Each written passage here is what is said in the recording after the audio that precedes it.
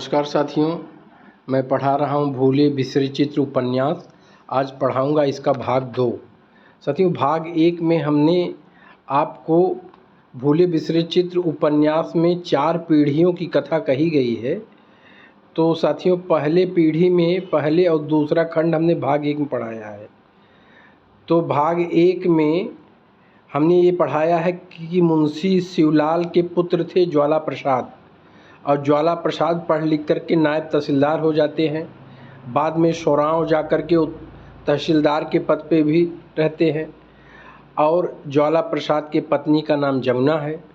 ज्वाला प्रसाद को एक पुत्र होता है जिसका नाम है गंगा प्रसाद।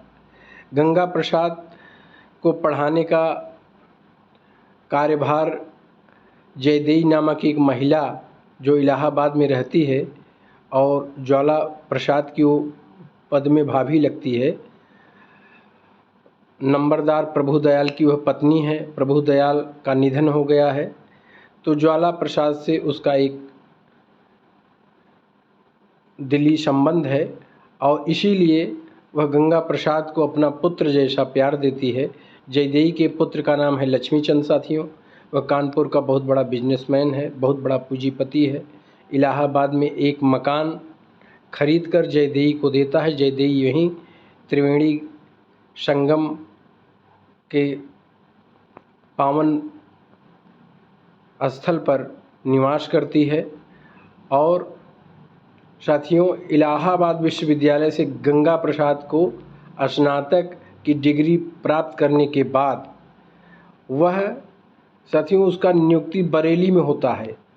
तीसरे खंड में बरेली में डिप्टी कलेक्टर के पद पे गंगा प्रसाद की नियुक्ति होती है। साथियों, बरेली के इसके पहले डिप्टी कलेक्टर थे पंडित सोमेश्वर दत्त। तो सोमेश्वर दत्त के बाद अब बरेली के नए डिप्टी कलेक्टर गंगा प्रसाद हैं। उनकी जगह ज्वाला प्रसाद का बेटा गंगा प्रसाद डिप्टी कलेक्टर बनकर जाते हैं। गंगा प्रसाद इलाहाबाद विश्वविद्यालय से बीए की परीक्षा उत्तीर्ण किया और टेनिस क्रिकेट का बेहतर खिलाड़ी है। साथियों, क्यों कि जयदेई एक पूंजीपति महिला की औरत थी और जयदेई ने इन्हें बड़े प्यार से गंगा प्रसाद को लालन पालन किया और इसलिए वह ऑलराउंडर है। गंगा प्रसाद वह हर व्यसन में पारंगत है। क्रिकेट है, टेनिस है, शराब है, माने हर ढंग में वह आधुनिक युवक की तरह प्रस्तुत हुआ है इस उपन्यास में। और जयदेई ने बड़े प्यार से गंगा प्रसाद की शादी एक रुक्मणी देवी से महिला है उससे करवाती हैं। जयदेई इसे समझ लीजिए लक्ष्मीचंद जयदेई का पुत्र है, अपना पुत्र, लेकिन गंगा प्रसाद को भी अपना पुत्रवत प्यार देती हैं और अधिकार भी समझती हैं। जिसकी व्यवस्था के लिए गंगा का नाम भेजा गया है ट्रेन में। अब साथियों, यहाँ पर जब गंगा प्रसाद बरेली में डिप्टी कलेक्टर के पद पे आते हैं तो उसी समय साथियों ये लगभग 1911-12 की घटना है। 1911-12 में दिल्ली दरबार में जॉर्ज परचम जो कि ब्रिटेन का राजा है वह भारत भ्रमण पे आया है और दिल्ली दरबार के लिए गंगा प्रसाद का नाम यहाँ से भेजा गया है कि दिल्ली जाकर के सारी व्यवस्था गंगा प्रसाद देखेंगे। तो व्यवस्था के लिए गंगा का नाम भेजा गया है। ट्रेन में गंगा का रिपुदमन सिंह एक जो हैं। साथियों, जब गंगा यहाँ से बरेली से दिल्ली के लिए जा रहा है तो उसकी भेंट रिपुदमन सिंह एक हैं, व्यक्ति यात्री हैं, भेंट होती है। और साथ ही उसी बोगी में एक राधा किशन नाम का एक व्यक्ति है और राधा किशन की एक पत्नी है सतवंती, जिसे संतो भी कहा जाता है। साथियों, संतो को यहाँ दिव्य सुंदरी के रूप में भक्ति चंद्र वर्मा ने दिखाया है। वहीं इस बोगी में ट्रेन में मुलाकात होती है। सतवंती की सुंदरता पर गंगा प्रसाद फिदा हो जाता है। सतवंती का जब रूप सौंदर्य देखते हैं गंगा प्रसाद तो ये समझ लीजिए सतवंती को पाने की इनके अंदर चाह है। और ये गंगा प्रसाद उस समय अपनी पत्नी को भूल जाता है, रुक्मणी को। क्यों साथियों? क्योंकि गंगा प्रसाद एक आधुनिक युवक के रूप में 1911-12 की घटना है। माने कहीं न कहीं फारसी प्रभाव, फारसी थिएटर और यूरोपियन प्रभाव गंगा प्रसाद में देखने को मिलेगा और एक बड़े पद पे है। तो इस तरह से यह सतवंती के प्रेम में पड़ता है और दिल्ली में इन लोगों का एक दूसरे के यहाँ आना जाना हो जाता है। इसके बाद साथियों रिपुदमन सिंह की पत्नी, जो ये ट्रेन में गंगा प्रसाद से रिपुदमन सिंह मिलते हैं, इनकी पत्नी बड़े घर की लड़की थी और उसका शिव प्रसाद नामक व्यक्ति से प्रेम होता है। अब ये तो पत्नी रिपुदमन की थी, लेकिन शिव प्रसाद नामक कोई युवक था, उसी से रिपुदमन की पत्नी जो है उनसे प्रेम हो जाता है और गुप्त प्रेम होता है। और दोनों मिलकर सोचते हैं कि सबसे बड़ा बाधा ये रिपुदमन सिंह ही है, इसको जहर दे करके हटा दिया जाए रास्ते से और अखंड प्रेम की शुरुआत किया जाए। तो इस तरह से जहर देने का दोनों प्लान करते हैं। और रिपुदमन सिंह चूँकि नियमित शाम को रंगीन करते हैं मदिरा के जाम से और शाम को पैक लड़ाते हैं, लेकिन रिपुदमन मदिरा पीने के बावजूद भी होश में रहते हैं। जब 4-5 पैक गिलास खाली कर देते हैं रिपुदमन, तो रिपुदमन की पत्नी सोचती है कि अब तो रिपुदमन मदिरा के नशे में आ गया है। अब उसी समय वो क्या करती है, गिलास में मदिरा में जहर मिला देती है। और रिपुदमन जब मदिरा को देखता है तो कहता है इसका तो रंग ही चेंज हो गया है। तो तुरंत रिपुदमन कहता है कि ऐसा है, ये पैक तुम पियो। तो पत्नी मना करती है और रिपुदमन को डाउट हो जाता है, संदेह हो जाता है। और इस तरह से रिपुदमन क्रोध में आकर के अपने पत्नी का हत्या कर देता है। और उसे यह भी संदेह होता है कहीं न कहीं शिव प्रसाद सिंह भी इस हत्या में शामिल है। और वह बाहर रात में खड़ा है और जिस समय शिव प्रसाद आते हैं तो वह शिव प्रसाद की भी हत्या करके दोनों को जंगल में गाड़ देता है। तो इस तरह से साथियों रिपुदमन एक अपनी पत्नी का और उस प्रेमी का वध कर देते हैं। और बाद में साथियों यहाँ जॉर्ज परचम जब दिल्ली आते हैं तो लक्ष्मी चंद को सर की उपाधि प्राप्त होती है। अब देखिए साथियों, पिछले भाग में हमने पढ़ाया था लक्ष्मी चंद ये जयदेई का पुत्र है, माने प्रभुदयाल का पुत्र है और ये कानपुर का बहुत बड़ा बिजनेसमैन है। तो इसे सर की उपाधि दी जाती है ब्रिटिश गवर्नमेंट से। तो इसके बाद साथियों बरेली में आर्य समाजी स्वामी जटिलानंद एक थे, जटिलानंद, वो आर्य समाज के बहुत बड़े अनुयायी थे। और एक हैं अल्लामा वहशी, ये दोनों भिड़ जाते हैं आपस में। एक आर्य समाजी है, एक इस्लाम को मानने वाला है, दोनों कहते हैं कि हम बहुत बड़े ज्ञाता हैं।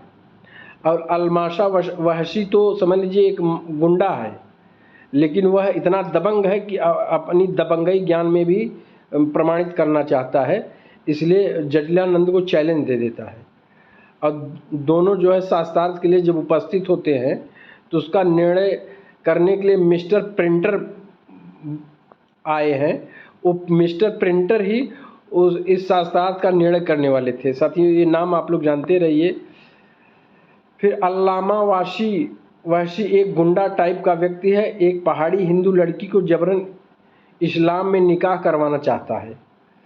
और थानेदार उस समय बरेली का सुमेर सिंह है और गंगा प्रसाद चूँकि डिप्टी कलेक्टर हैं, दोनों मिलकर उस लड़की का बचाव करते हैं। इस तरह से साथियों संतोष देवी जब दिल्ली से कोलकाता चली जाती हैं तो उनके इश्क में गंगा प्रसाद भी छुट्टी लेकर कोलकाता पहुंचता है। तो साथियों यहाँ संतो देवी हैं, ये वही सतवंती महिला जो इन्हें ट्रेन में मिली थी, राधा कमल की पत्नी हैं संतो देवी। तो दिल्ली से कलकत्ता चली जाती हैं। और चूँकि गंगा प्रसाद पूरी तरह से संतो पर फिदा है तो ये जब पता लगाता है कि संतो कलकत्ता चली गई हैं तो गंगा प्रसाद भी बरेली से ट्रेन पकड़ के कलकत्ता पहुंच जाते हैं। अब कोलकाता में इन्हें रिपुदमन सिंह से भेंट मुलाकात होती है। वहाँ रिपुदमन सिंह चूँकि अब अपने पत्नी और शिव प्रसाद की हत्या कर चुका है, अब रिपुदमन सिंह की दूसरी शादी हो रही है। लावण्य प्रभा नाम की एक युवती है और लावण्य प्रभा से रिपुदमन सिंह अब फिर विवाह करेंगे। इसके बाद साथियों संतो कोलकाता में आकर एक अंग्रेज युवक है और अंग्रेज युवक अफसर, बहुत बड़ा अफसर है वो, उसको फंसाकर ये संतो, माने अब संतो यहाँ एक व्यभिचारी महिला के रूप में प्रस्तुत है। वह किसी एक प्रेमी के बंधन में नहीं बंधी है, उसे जहाँ प्रॉफिट और लाभ समझ में आ रहा है वहीं संतों अपने धन वैभव ऐश्वर्य को पाने के लिए उनका कोई धर्म नहीं है प्रेम का। तो युवक को फंसा धन वैभव महारानी की तरह जीवन बिताने लगती है। माने अंग्रेज अफसर जब जिसका स्वामी हो तो ऐसे संतों को तो महारानी बनना ही था। और इधर उसका पति राधा किशन जो है वह सहयोग करता है। माने राधा किशन बहुत बड़ा कमीना टाइप का व्यक्ति है जो अपने पत्नी को ही प्रस्तुत करता है एक अंग्रेज के सामने, क्योंकि राधा किशन भी राजा बहादुर की उपाधि से नवाजा गया है। और राधा किशन को जब पद प्रतिष्ठा सम्मान यश धन सब मिलता है तो उसके लिए फिर पत्नी ये सब पात्र नजर आते हैं। तो संतोष सुंदरी इस चरित्र को देखकर गंगा प्रसाद दुखी होकर वापस इलाहाबाद लौट आता है। अब गंगा प्रसाद तो दिल दिए थे, लेकिन वहाँ जब जाके संतों का हाई फाई सोसाइटी देखते हैं और उसकी मानसिक विकृत को देखते हैं तो गंगा प्रसाद को घृणा और ग्लानि होती है और दुखी होकर वह निराश होकर के संतों के प्रेम को वहीं समाप्त करके वह वापस लौट आता है। जब वह वापस लौटता है तो इलाहाबाद रुकता है। इलाहाबाद में उसे समाचार मिलता है कि जयदेवी की तबीयत बहुत बीमार चल रही हैं और जयदेवी गंगा प्रसाद के पहुंचने पर ही आखिरी सांस लेती हैं। उसकी इच्छा थी कि अपनी प्रॉपर्टी में लक्ष्मी चंद के अलावा उसका भी हिस्सा लगे। अब साथियों यहाँ बहुत गौर करने वाली बात है कि जयदेवी का तो एकमात्र पुत्र लक्ष्मी चंद है, लेकिन जयदेवी चूँकि गंगा प्रसाद का भी पालन पोषण की है तो जयदेवी के अंदर एक इच्छा थी कि अपने इस अचल संपत्ति में से कुछ हिस्सा गंगा प्रसाद को भी मिल जाता। और वो गंगा प्रसाद कौन है साथियों? ज्वाला प्रसाद का पुत्र है। और ज्वाला प्रसाद और जयदेवी में आपस में देवर और भाभी का संबंध था प्रभु दयाल के चले जाने के बाद। तो लेकिन अब लक्ष्मी चंद जो है जयदेवी का पुत्र वह 1 इंच देने को तैयार नहीं है, तो उसका भी हिस्सा लगे लक्ष्मी चंद स्पष्ट मना कर देता है। और साथियों यहीं पर खंड 3 समाप्त हो जाता है। अब साथियों खंड 4, चूँकि यह उपन्यास कुल 5 खंडों में है तो खंड 4 की कथा साथियों आप लोग जान लीजिए कि खंड 4 में मुंशी राम सहाय को आप जानते हैं, ये ज्वाला प्रसाद के मामा हैं और मुंशी शिवलाल के साले साहब हैं। और ये बड़े धार्मिक व्यक्ति हैं, इसको हम पहले भाग में बता चुके हैं, जो राजापुर के सबसे बड़े जमींदार थे और एक धर्मनिष्ठ शांत उदार और शिवलाल के साथ अपनी बहन का विवाह किए थे जो ज्वाला प्रसाद के मामा हैं। उनका सबसे छोटा बेटा ज्ञान प्रकाश एक पक्का कांग्रेसी है। माने मुंशी राम सहाय का जो सबसे छोटा बेटा है ज्ञान प्रकाश वह 1 नंबर का कांग्रेसी है। अब कांग्रेसी का मतलब होता है साथियों 1915 के बाद गांधी जी जब आते हैं भारतीय राजनीति में तो 1900 स्वतंत्रता से पूरे गांधी युग चलता है। अब कांग्रेसी का मतलब गांधीवादी होना है। तो गांधीवाद से बहुत बड़े अनुयायी है। वह भारतीय राजनीति में अंग्रेज़ों के खिलाफ माने हर समय विरोध करते हैं। ये उम्र में गंगा प्रसाद से 5 वर्ष बड़े हैं। अच्छा साथियों यहाँ जो है शिवलाल तो मटका पटक के मर ही गए थे, यहाँ छिनकी की भी मृत्यु हो जाती है और उसका दाह संस्कार त्रिवेणी घाट पर गंगा घाट पर ज्वाला प्रसाद और भीखू छिनकी का बेटा है। भीखू जो है छिनकी का बेटा है, तो घाट पर भीखू और ज्वाला प्रसाद मिलकर करते हैं। ज्वाला प्रसाद के यहाँ भीखू एक नौकर है और शिवलाल मरते समय अपने पुत्र ज्वाला प्रसाद से वचन लेते हैं कि छिनकी भी तुम्हारी दूसरी माँ की तरह है, तो उसका ध्यान रखना, उसका जो है दाह संस्कार ये सब विधिवत करना। तो ज्वाला प्रसाद चूँकि बड़े ईमानदार व्यक्ति हैं तो अपने पिता के वचनों का यहाँ पालन करते हैं। अच्छा, चौथा खंड में भारतीय राजनीति और राष्ट्रीय आंदोलन की घटनाओं को प्रमुखता दिखाया गया है।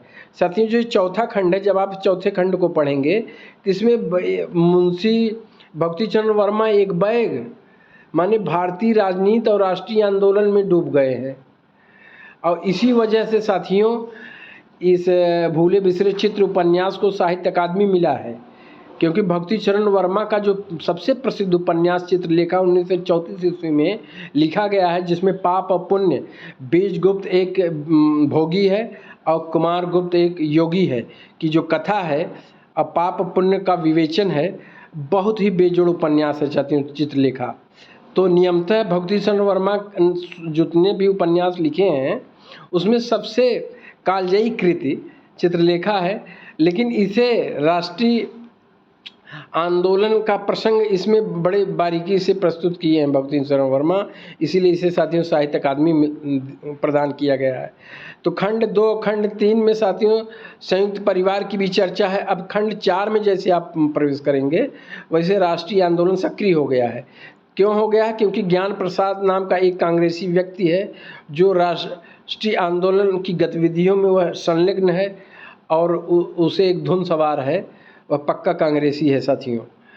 तो राष्ट्रीय आंदोलन की जितनी भी छोटी बड़ी घटनाएं हैं साथियों, चाहे जलियांवाला बाग हो, चाहे खिलाफत आंदोलन हो और साइमन कमीशन हो, असहयोग आंदोलन हो, काकोरी केस हो, जितने भी हैं साथियों, ये सब प्रसंग अंत में खंड 5 माने दांडी मार्च, जो नमक कानून तोड़े हैं गुजरात में जाकर के महात्मा गांधी, वहाँ तक का ये वर्णन किया गया है साथियों। तो इस तरह से ये सब प्रसंग आए हैं।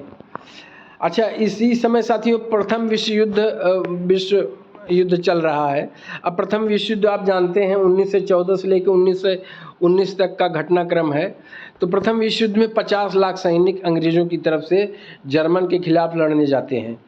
अब भारत से 50 लाख सैनिक जा रहे हैं साथियों, अंग्रेज़ों ने कहा है, तो इसलिए 50 लाख सैनिक गए हैं वहाँ यूरोप और अंग्रेज़ों के पक्ष में लड़ते हैं, जर्मन के खिलाफ लड़ते हैं, जिसमें गोरखा, सिख, पठान, राजपूत, बिलोची, मराठी, गढ़वाली, तेलंगाना आदि माने सारे हिंदुस्तान के सैनिक हैं साथियों। अंग्रेज़ों ने भारतीयों को प्रथम विश्व जीतने पर डोमिनियन स्टेट का आश्वासन दिया था। तो अंग्रेज़ बड़े चालाक थे साथियों, आप लोग जानते हैं। और अंग्रेज़ों ने भारत के सैनिकों जब युद्ध करने गए थे और ये आश्वासन दिए थे कि अगर प्रथम विश्व युद्ध हमारे पक्ष में रहा तो हम भारत को डोमिनियन स्टेट घोषित कर देंगे। डोमिनियन स्टेट का मतलब होता है साथियों कि बाहरी माने विदेशी मुद्दों पर हमारा अधिकार रहेगा, बाकी आप अपने ढंग से अपना देश चलाइए। तो प्रथम विश्व युद्ध के समय भारत की आबादी साथियों भक्ति चरण वर्मा इस उपन्यास में देते हैं 33 करोड़। इसके अलावा 33 करोड़ के अलावा साथियों 2 लाख अंग्रेज भारत मौजूद थे और 6 लाख के करीब दलित जनसंख्या थी उस समय भारत की, जिनका भारतीय राष्ट्रीय आंदोलन से कोई लेना देना नहीं था। और 6 से 7 लाख के करीब भारत में मुसलमान थे साथियों। तो ये आंकड़ा जो है भूले बिसरे चित्र को जब आप पढ़ेंगे तो उसमें मिलेगा, क्योंकि भारत में जो दलित वर्ग है साथियों बहुत ही इनका शोषण हुआ है। इनके लिए जैसे अंग्रेज़ों का शोषण है, वैसे उस समय के बड़े बड़े पूंजीपतियों का देश में शोषण था। तो इनसे कोई सरोकार नहीं था और इतने ही मुसलमान थे 6 से 7 लाख के करीब, और कुल आबादी उस समय भारत की 33 करोड़ थी। अच्छा साथियों, बरेली में गंगा प्रसाद का स्थानांतरण जौनपुर होता है। अब बरेली से गंगा प्रसाद जो कि डिप्टी कलेक्टर थे, वो उनका ट्रांसफ़र हो जा रहा है जौनपुर, और जहां उनका भेंट मलका वेश्या से होता है। अब ये संतों के प्रेम में कलकत्ता घूम के आए थे, इन्हें ठोकर लगा, लेकिन चूंकि इनका सौंदर्य प्रेम अभी समाप्त नहीं हुआ है। अब यहाँ ये मलका एक वेश्या है, उस वेश्या से ही अपना दिल दे बैठे, और अली रजा उनका मित्र बन जाता है। जौनपुर में बहुत अली रजा हैं, इनके खास मित्र हैं। मलका के प्रेम में गंगा प्रसाद दीवाना हो जाता है। तो साथियों, इसके पहले संतों के प्रेम में दीवाना था, अब गंगा प्रसाद मलका के प्रेम में दीवाना हो जाता है। जब ज्वाला प्रसाद को यह बात पता चलती है, माने गंगा प्रसाद के पिताजी हैं ज्वाला प्रसाद, और जब उनको ये बात पता चलती है कि मेरा बेटा गंगा प्रसाद इतने प्रतिष्ठित पद पे है और एक वेश्या के प्रेम में पड़ गया है, तो ज्वाला प्रसाद निर्णय लेते हैं कि अब मैं इलाहाबाद छोड़ करके अब मैं खुद जौनपुर रहूँगा, इसके साथ रहूँगा और सपरिवार रहूँगा। तब ये जो है गंगा प्रसाद क्या करता है, मलका को बनारस शिफ्ट कर देता है। बनारस एक कमरा लेकर के बनारस में रख देता है। और गंगा प्रसाद जब जौनपुर रहते हैं तो सोचते हैं कि हमारा बेटा शरीफ है, सब अफवाह उड़ाते हैं। अब साथियों, वो ये बनारस जो है हफ्ते में 15 दिन पे गंगा प्रसाद एक दिन जाया करता था। अब मलका जब विवाह के लिए जिद करती है गंगा प्रसाद से, तो मलका तो वेश्या थी, एक नर्तकी थी साथियों, मुजरा वगैरह किया करती थी। और जब विवाह के लिए जिद करती है तो गंगा प्रसाद विवाह से मना कर देते हैं। मतलब गंगा प्रसाद कहीं न कहीं 50-50 में बटे हुए हैं। आधा इन्हें हिंदू संस्कार इन पे हावी है और आधा जो है प्रेम प्रसंग हावी है। तो विवाह के नाम पे तो मना कर देते हैं, लेकिन मल्लिका जैसी सुंदरी को खोना भी नहीं चाहते। और मल्लिका अंत में विवश होकर एक सत्यव्रत शर्मा नामक युवक है, उससे विवाह कर लेती है और मल्लिका से माया नाम रख लेती है। अब गंगा प्रसाद को बिना बताए वो बनारस छोड़ करके कानपुर रहने लगती है और सोचती है कि बनारस से मैं कानपुर पहुंच गई हूं, अब गंगा प्रसाद हमें जान ही नहीं पाएंगे। तो सत्यव्रत शर्मा हैं, इस सत्यव्रत शर्मा हैं, ये भी एक बहुत देशभक्त हैं, राष्ट्रीय आंदोलन में सक्रिय इनकी भूमिका है, बहुत बड़े कांग्रेसी हैं। और उसी से मल्लिका जो कि एक मुस्लिम कन्या है विवाह करती है और अपना नाम बदल के मल्लिका से माया हो जाती है साथियों। कुछ दिन बाद जौनपुर से गंगा प्रसाद का स्थानांतरण कानपुर होता है। अब देखिए संयोग, देखिए साथियों, अब डिप्टी कलेक्टर से ज्वाइंट मजिस्ट्रेट के पद पर कानपुर आता है, माने गंगा प्रसाद का प्रमोशन हो जाता है। अब डिप्टी कलेक्टर से बड़ा पद पा जाता है ज्वाइंट मजिस्ट्रेट का। अब कानपुर आ जाता है जौनपुर से, और जहाँ लक्ष्मीचंद उसे एक कार उपहार में देता है। और चूँकि कानपुर में लक्ष्मीचंद एक बहुत बड़ा बिजनेसमैन है, और जब लक्ष्मीचंद जानता है कि गंगा प्रसाद ज्वाइंट मजिस्ट्रेट बन के आया है तो तुरंत एक कार जो है गिफ्ट करता है। और बिजनेस माइंड है, व्यापारी दिमाग का है, जानता है कि इस कार के बहाने मैं इनसे काफ़ी मुनाफा कमाऊंगा। फिर साथियों, कानपुर में माया और सत्यव्रत शर्मा राष्ट्रीय आंदोलन में सक्रिय रहते हैं। एक दिन माया गिरफ्तार होती है, और माया गिरफ्तार हो जाती है, उसमें 5 लोग गिरफ्तार होते हैं। और जब ये 5 लोग गंगा प्रसाद के सामने खड़े होते हैं तो गंगा प्रसाद को बड़ा आश्चर्य होता है, और माने वह देखता है कि अरे तो मल्लिका यहाँ कैसे आ गई, ये माने बनारस में गायब हुई थी और यहाँ कहाँ प्रकट हो गई। और जब वो गंगा प्रसाद उसे छोड़ते हैं तो माया के नाम, मल्लिका माया के रूप में है, तो माया अपनी आप बीती कहानी गंगा प्रसाद को सब बताती है अपने घर ले जा कर के। तब माया एक समाज सेविका भी है साथियों। तो सत्यव्रत शर्मा के साथ जो मल्लिका एक वेश्या थी, अब वह एक समाज सेविका बन गई है। अब वह किसी कारण से समाज सेवा के कारण इलाहाबाद गई थी, और वहीं अब्दुल हक और अली रजा जो कि गंगा प्रसाद के मित्र थे, उसे किडनैप कर लेते हैं माया को। और सत्यव्रत यह बात जब गंगा प्रसाद से बताते हैं तो गंगा प्रसाद जान जाता है कि जौनपुर में रखी गई है कैद करके। और जौनपुर में गांधीवादी विचारधारा को मानने वाले एक फरहतुल्लाह हैं, उन्हीं के सहयोग से वह उस मुस्लिम मोहल्ले में घुस जाता है जहाँ पे अली रजा और ये अब्दुल हक ये दोनों मौजूद थे, और इसको माया को किडनैप किए थे।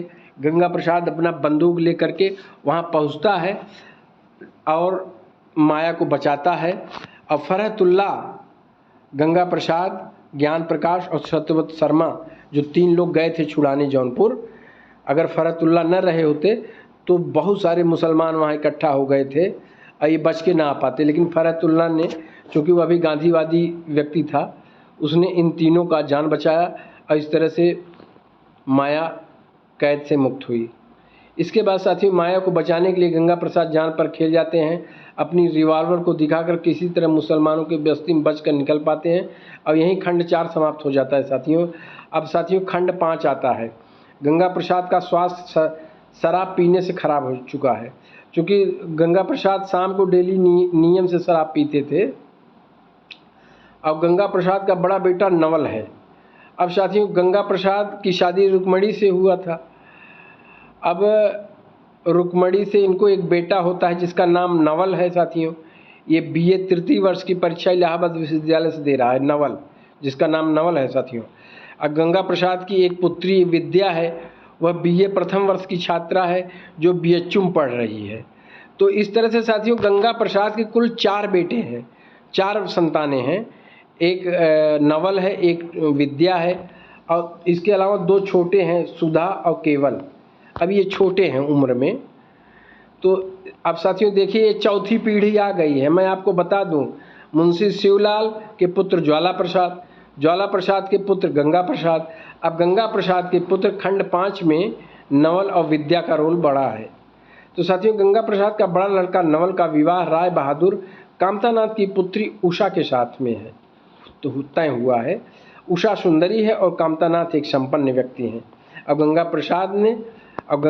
प्रसाद और कामतानाथ आपस में अपने पुत्र पुत्री का विवाह तय किए थे। नवल का एक मित्र है जिसका नाम प्रेम शंकर है, वह इलाहाबाद से LLB कर चुका है।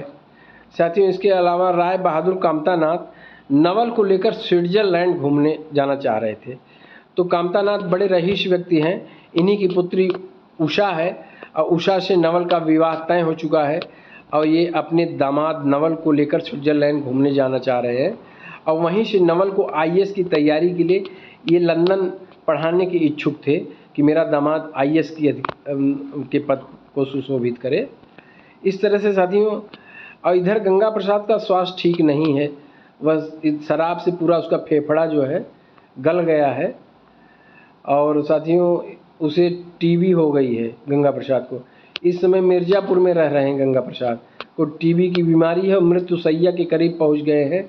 डॉक्टरों की सलाह है गंगा प्रसाद को पहाड़ी पर एक जगह है भुवाली जिसका नाम है, ये उत्तराखंड में है साथियों, भेजने से स्वास्थ्य लाभ की उम्मीद है। तो गंगा प्रसाद ने अपनी पुत्री विद्या का विवाह फैजाबाद के एक बाबू बिंदेश्वरी प्रसाद थे, उनका बेटा है सिद्धेश्वरी प्रसाद। तो बाबू बिंदेश्वरी प्रसाद का जो बेटा सिद्धेश्वरी प्रसाद है से तय किए थे और जो PCS की परीक्षा पास कर चुके हैं। सिद्धेश्वरी प्रसाद माने PCS की परीक्षा पास कर चुका है और उसी से गंगा प्रसाद ने अपनी पुत्री विद्या का विवाह तय किया था।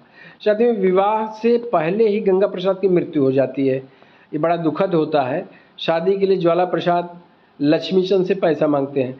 अब जब गंगा प्रसाद की मृत्यु आ जाती है साथियों, गंगा प्रसाद भले ज्वाइंट मजिस्ट्रेट के पद पे था, लेकिन यह इतना अय्याश व्यक्ति था, अपने जीवन में इसने धन का संचय नहीं किया, इसलिए इसके पास बैंक बैलेंस नहीं था।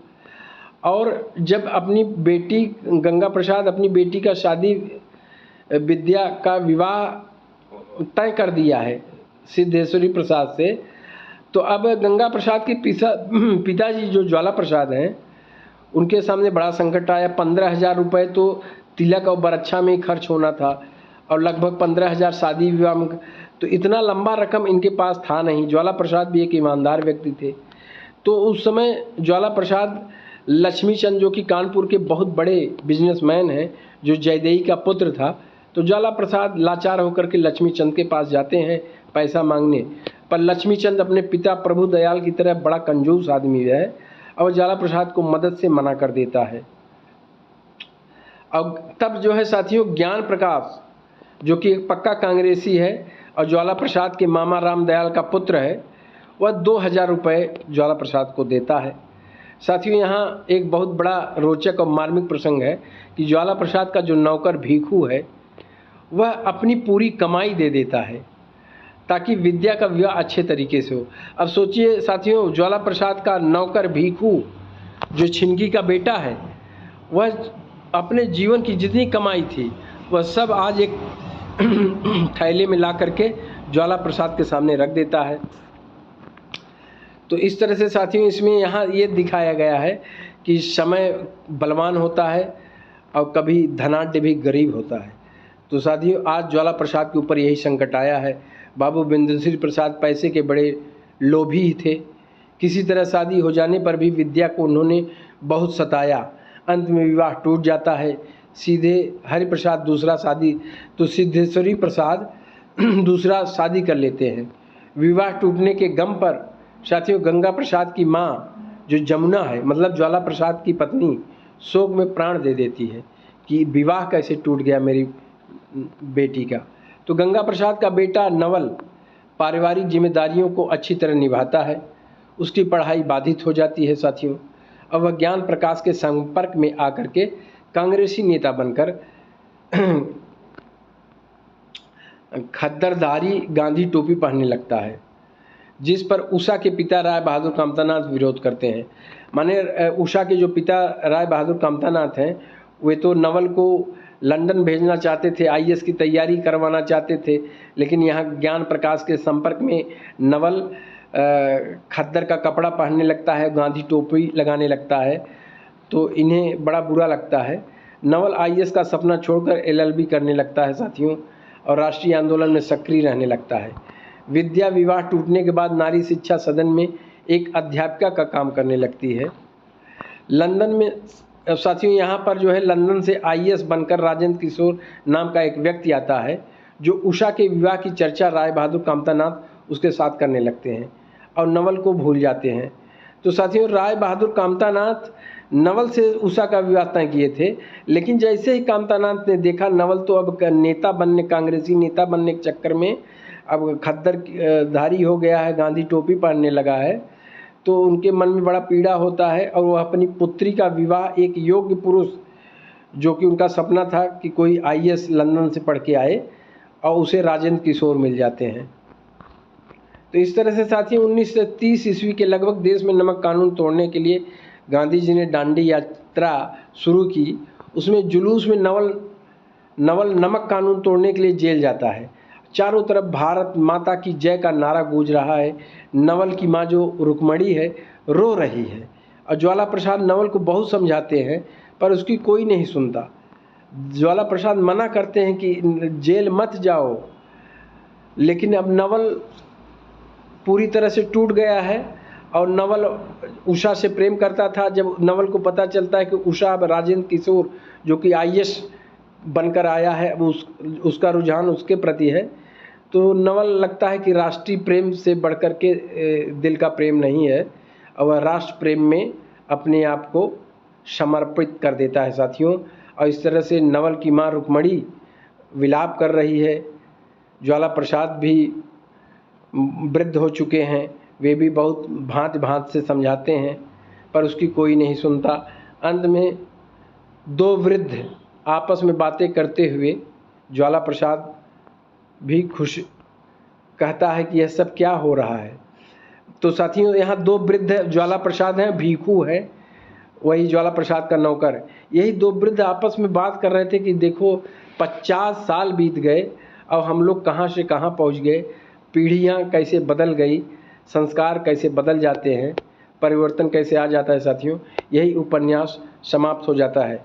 तो साथियों इस तरह से इसमें 50 वर्षों में 4 पीढ़ियों की कथा।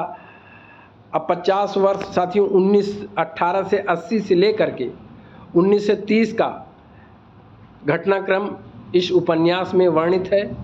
और इसमें सबसे पहले मुंशी शिवलाल आते हैं, उनका बेटा ज्वाला प्रसाद आता है, ज्वाला प्रसाद का बेटा गंगा प्रसाद आता है, और गंगा प्रसाद का बेटा नवल जो कि नमक कानून में जेल जाता है। और यहीं पे साथियों उपन्यास समाप्त होता है। ज्वाला प्रसाद व्यथित हैं और अपनी पीड़ा भीखू से कहते हैं। साथियों अब इसके बाद मैं तीसरा भाग पढ़ाऊँगा। उसमें इस उपन्यास के जो प्रमुख कथन हैं परीक्षा की दृष्टि से बहुत ही महत्वपूर्ण है साथियों, उसको मैं जल्द ही आप लोगों के बीच लेके आऊँगा। तब तक के लिए साथियों जय हिंद।